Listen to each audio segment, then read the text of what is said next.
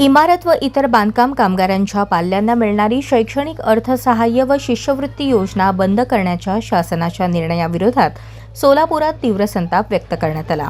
कामगार संघटना महासंघ सोलापूरच्या वतीने पूनम गेट येथे आंदोलन करत 13 जुलै 2026चा शासन निर्णय तातडीने रद्द करण्याची मागणी करण्यात आली।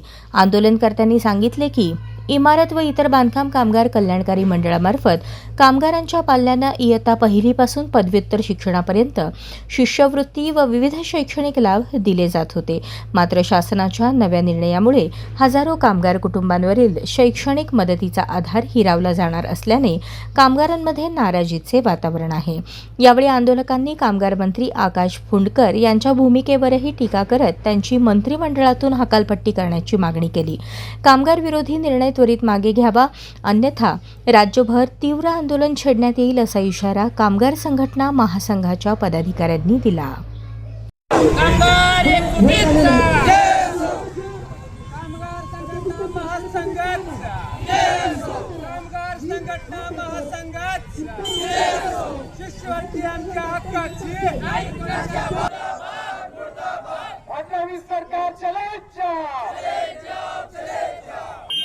फडणवीस सरकार आणि राज्याचे भ्रष्ट निष्क्रिय कामगार मंत्री आकाश फुंडकर यांची फडणवीस मंत्रिमंडळातून हकालपट्टी व्हावी या प्रमुख मागणीसाठी आज सोलापुरात जिल्ह्यातील वेगवेगळे कामगार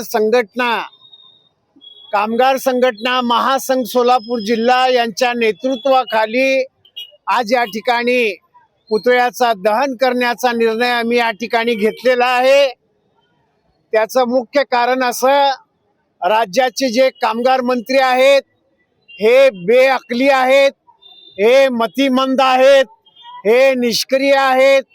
कामगारांचं यांना काहीही घेणं देणं नाही। फक्त या राज्यातले भांडवलदार आणि उद्योगपतींना खुश करण्यासाठी फडणवीस सरकारने या कामगार मंत्र्याचा मंत्रिमंडळामध्ये समाविष्ट केलेला आहे। आज महाराष्ट्रामध्ये कामगारांची जे महामंडळ आहेत त्यात वेल्डिंग कामगार, बांधकाम कामगार, रंगरंगोटी करणारे कामगार, प्लंबर असो, इलेक्ट्रॉनिकचा काम करणारे, लाईट फिटिंगचा काम करणारे, वेगवेगळ्या क्षेत्रातले बांधकाम मंडळामध्ये आज लाखो कामगार आहेत। आज शेतकऱ्यातून त्या कामगारांचे कोट्यावधी हजारोना रकमा जमा होत्यात।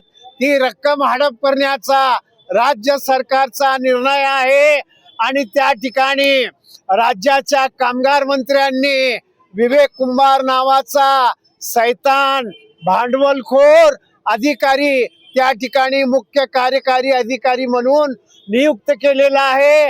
हा माणूस आज या ठिकाणी राज्यातल्या कामगारांना जो शिक्षण आर्थिक जो लाभ दिला जात होता स्कॉलरशिपच्या नावाने, तो 1ली ते 10वी पर्यंत त्या ठिकाणी आर्थिक लाभ थांबवण्याचा काम या ठिकाणी या मंत्र्यांनी केलेला आहे आणि त्यांच्या बगलबच्च्यांनी केलेला आहे।